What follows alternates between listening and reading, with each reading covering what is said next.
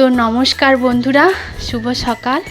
আর এই যে আমার বর গিয়েছিল সকাল সকাল বাজারে, আর ও এক্ষুনি ফিরে এসেছে বাজার থেকে। আর বাইরে ঝমঝমিয়ে বৃষ্টি শুরু হয়ে গেছে। আর বাজার থেকে একটা মাছ কিনে এনেছে, দেখুন। বাপরে বাপ, কত বড় মাছ কিনে এনেছে দেখুন। এইটা একটা 2.5 কেজি ওজনের সিলভার কাপ মাছ। মাছটা শুধু দেখুন, কত টাটকা আর ফ্রেশ মাছ, একদম খুব সুন্দর লাগছে। এই যে দেখুন কত বড়, আমার এক হাতের থেকেও বড়। এই মাছটা দিয়ে কি বানাবো বলো তো? আজকে মাছটা দিয়ে আজকে ঝাল বাটা বানাবো, আর এই মাথাটা দিয়ে বাঁধাকপির চচ্চড়ি বানাবো। তো মাছটা কাটতে যাওয়া যাক। নমস্কার বন্ধুরা, আমি শম্পা। আজকেও এসে গেছি নতুন একটি ভিডিও নিয়ে। আর আপনারা সবাই কেমন আছেন? আশা করি ভালো আছেন। আর আমরাও সবাই এই বৃষ্টি বাদলের দিনে বেশ রয়েছি। তো দেখুন, এইভাবে আঁচগুলো আমি ছাড়িয়ে নিচ্ছি। আর এত বড় মাছ আমি আগে কোনো দিন কাটিনি, এই প্রথমবারের জন্যই কাটবো। আর আমার বর প্রায়ই এরকম মাছ কিনে আনে বাজার থেকে, যেখানে টাটকা জ্যান্ত মাছ পাওয়া যাবে ও প্রায়ই কিনে আনে। কেননা ও মাছটাই বেশি পছন্দ করে, মাংস তো খায় না। আর আমাদের শাশুড়ি মাও মাংস খায় না, তাই আমাদের বাড়িতে বেশি মাছটাই হয়। কেননা আমি, আমার শ্বশুরমশাই আর আমার ছেলে মাংস খাবো, ওরা খাবে না, কেমন একটা খারাপ লাগে। তাই মাংস খুব কম হয়, আর মাছটাই বেশি পরিমাণে হয়। মাছটা হলে সবাই খাবে। এই যে এইভাবে আঁশটা ছাড়িয়ে নিতে হবে। আর আমার ছেলে তো মাংস খুব পছন্দ করে, এবার ওর জন্য করতে হয়, না করলেও নয়, ছোট বাচ্চা তো। দেখুন এইভাবে মাছটা কেটে নিতে হবে। আর মাছটা একদম জ্যান্ত আর টাটকা, একদম ফ্রেশ। আর এত বড় মাছটা দেখুন। এই যে এইভাবে পিস পিস করে কেটে নিতে হবে।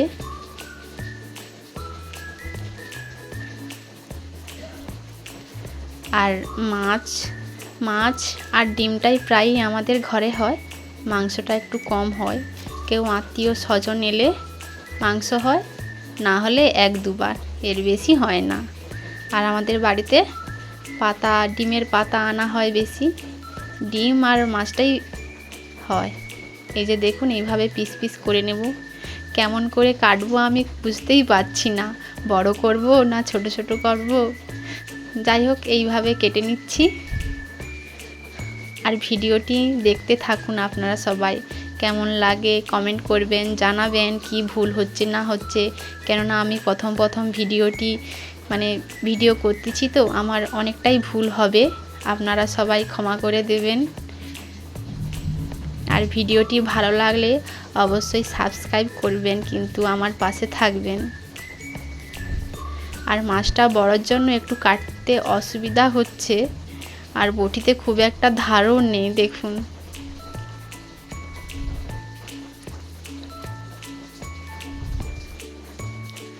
এই যে এইভাবে কেটে নিতে হবে। এরকম পিস পিস করে নিয়েছি। আর পিসগুলোও খুব সুন্দর হয়েছে, একদম বড় বড়, ছোট ছোট নয় খুব একটা, মাঝারি বা বড় বড় করে কেটে নিতে হবে।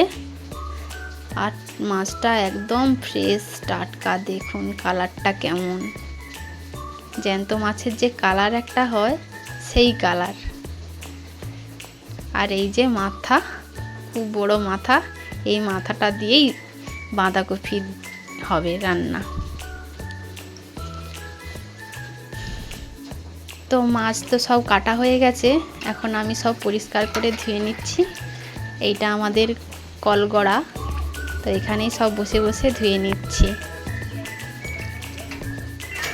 আর এই যে মা এখন বাঁধাকপিটা কেটে দিচ্ছে। আর ওই দিকে রয়েছে মাছ, আর মাছের মাথা আমি ধুয়ে নিয়ে এসেছি। আর এই যে এইভাবে বাঁধাকপি কেটেছে, আর ডুমো ডুমো করে আলু কেটে নিচ্ছে। আর আলুগুলো একটু ছোট ছোট।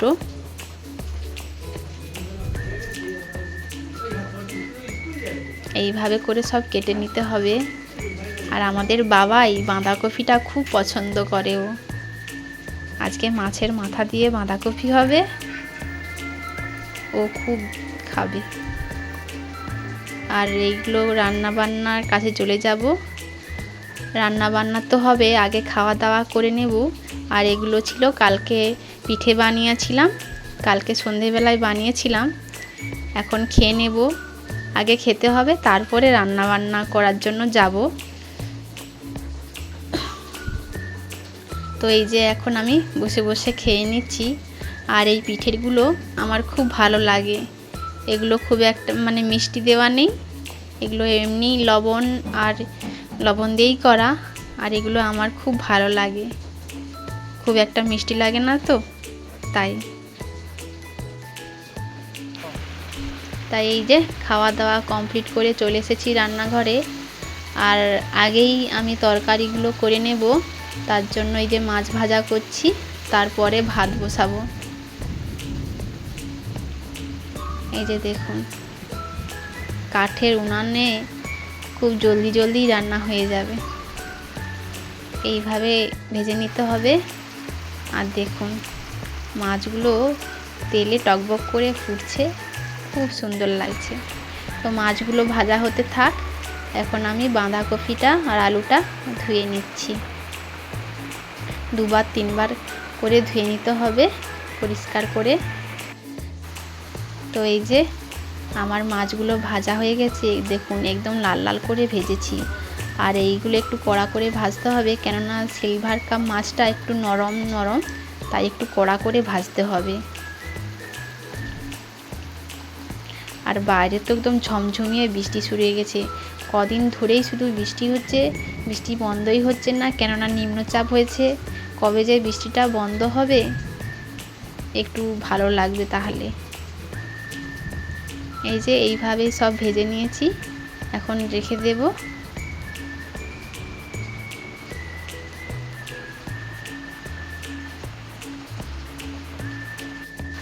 আর এই যে মাছ ভাজার তেলেই বাঁধাকপিটা হালকা করে ভেজে নেব, কারণ এখন করার বাঁধাকপি তো একটু শক্ত, তাই একটু ভেজে নিলে ভালো হবে। তরকারিতে অতটা ফোটাতেও হবে না, হালকা করে ভেজে নিতে হবে। আর এই যে লবণ আর একটু হলুদ দিয়ে ভেজে নেব। আর আমাদের বাড়ির বাঁধাকপিটা খুব পছন্দ করে। একটু হালকা করে মিষ্টি দিয়ে রান্না করতে হবে, মিষ্টি মিষ্টি লাগবে, মাছের মাথা দিয়ে বেশ লাগবে। আর এই যে এইভাবে বাঁধাকপিটা ভেজে নিয়েছি, আর এই কালারটা খুব সুন্দর হয়েছে। তো এখন বাঁধাকপি ভাজা হয়ে গেছে, এখন নামিয়ে নেব।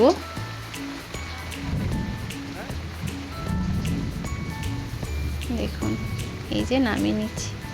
আর আমাদের তো কাঠের জ্বালানি রান্না হয়, এমন নয় যে গ্যাস নেই, গ্যাস বাড়িতে আছে, তবুও কাঠের জ্বালন দিয়ে রান্না করতে মজাই লাগে। আর এটা অভ্যাস হয়ে গেছে, রান্না করে করে মানুষ অভ্যাসের দাস। কাঠের জ্বালনে রান্না করতে আমার খুব ভালো লাগে, গ্যাসে অতটা খুব একটা ভালো লাগে না। আর এই যে তেল দিয়ে সমরা ফোড়ন দিয়ে দিয়েছি, এইবারে পেঁয়াজ কুচোটা দিয়ে দেব। এটা একটু হালকা লাল লাল করে ভেজে নেব, তারপরে সমস্ত রকমের গুঁড়ো মশলা দিয়ে দেব। আর দেখুন কাঠের জ্বালনে ধোঁয়াও উঠছে হালকা হালকা করে। এই যে এইভাবে লাল লাল করে ভেজে নিতে হবে। এইবারে দিয়ে দেব লঙ্কার গুঁড়ো, এই শুকনো লঙ্কার গুঁড়োটা দিয়ে হালকা করে ভেজে নিতে হবে। তারপরে দিয়ে দেব হলুদের গুঁড়ো, এই হলুদের গুঁড়োটা দিয়ে দিয়েছি। এবারে হালকা করে জল দিয়ে দেব, জ্বালনটা একটু বেশি পরিমাণে লেগে গেছে, জল দিয়ে দিচ্ছি যাতে না মশলাটা পুড়ে যায়। এখন দিয়ে দিচ্ছি টমেটো কুচো, এই টমেটোকে ভালো করে মশলার সঙ্গে কষিয়ে নিতে হবে। তো মশলা কষানো হয়ে গেছে, এখন দিয়ে দিয়েছি মাছের মাথা। মাছের মাথাটা দিয়ে হালকা করে থেঁতলে নিতে হবে, তাহলেই, আর থেঁতলে দিলে তরকারির সঙ্গে মিশে যাবে আর খেতে ভালো লাগবে। এই যে দেখুন আমার মশলাটা রেডি হয়ে গেছে। এইবারে বাঁধাকপিটা কড়াইয়ের মধ্যে দিয়ে দেব।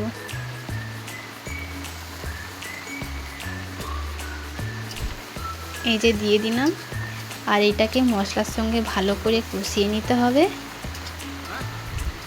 তারপরে পরিমাণ মতো জল দিয়ে দেব। এই যে জল দিয়ে দিয়েছি। এইবারে ঢাকা দিয়ে সিদ্ধ করে নিতে হবে। তো আমার তো সেদ্ধ হয়ে গেছে। এখন একটু কাঁটা দিয়ে থাসা থাসা ভাব করে দিয়েছি। দেখুন খুব সুন্দর হয়েছে। এবারে নামিয়ে নেব। মাছের মাথা দিয়ে বাঁধাকপির চচ্চড়ি খুব সুন্দর কালার হয়েছে, আর খেতেও সুন্দর একটা গন্ধ বেরিয়েছে, খুব সুন্দর লাগছে।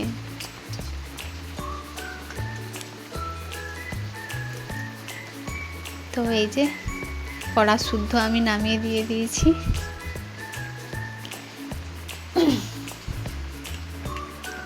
তো বাঁধাকপির তরকারিটা হয়ে গেছে। এবার বানাবো মাছের ঝাল বাটা। তো এখন আমি পেঁয়াজ কুচি দিয়ে দিয়েছি।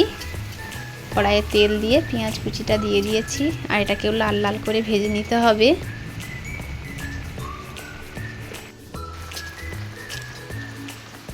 তো এই যে দেখুন এইভাবে লাল লাল করে ভেজে নিতে হবে।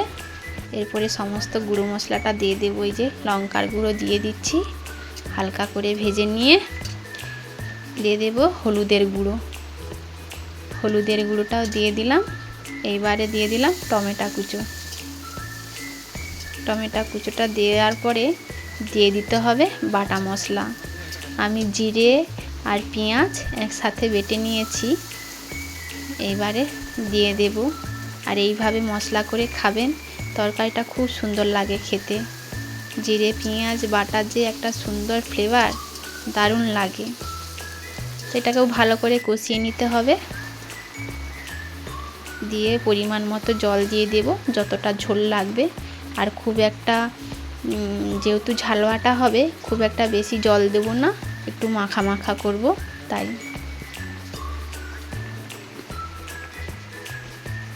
আর দেখুন উনুনটা খুব সুন্দর জ্বলছে।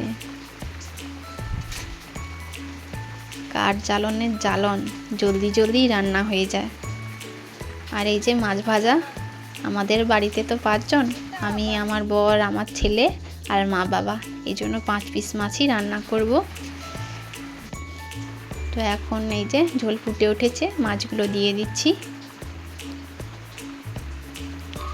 আর মাছগুলো একটু বেশি ফোটাবো না, কেননা কড়া করে ভেজেছি। একটুক্ষণ ফুটে উঠলেই নামিয়ে নেব।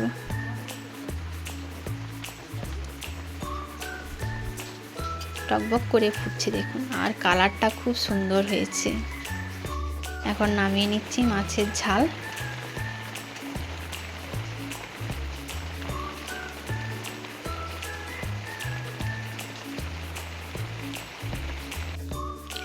তো এখন রান্না বান্না সেরে স্নান টান করে চলে এসেছি খাওয়ার জন্য। আর এই যে দেখুন বাঁধাকপির চচ্চড়ি আর মাছের ঝাল। মাছের ঝালটা একদম মাখা মাখা করেছি। আর এই পাশে রয়েছে মাছের তেল ভাজা। দেখুন বাঁধাকপি চচ্চড়ির কালারটা খুব সুন্দর হয়েছে। আর এখন বসে পড়েছি খাওয়ার জন্য। এই যে আমার থালা, কত বড় মাছটা নিয়েছি দেখুন। আর ওইদিকে বসে গেছে আমার বর খাচ্ছে। দেখুন এই যে বাঁধাকপির চচ্চড়ি, মাছের ঝাল আর মাছের তেল ভাজা।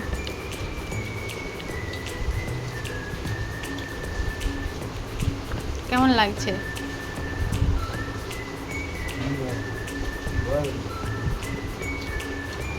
তো বলতেই পারো না। মাছটা যা টেস্টি, মানে আর বলা যায় না যে কেমন টেস্টি হয়েছে।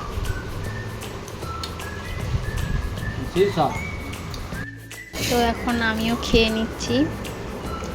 আর ভিডিওটি কেমন লেগেছে অবশ্যই কমেন্ট করে জানাবে। ভালো হয়েছে না খারাপ হয়েছে সত্যিটাই বলবেন। আর আজকের মতো ভিডিওটি এখানেই শেষ করছি।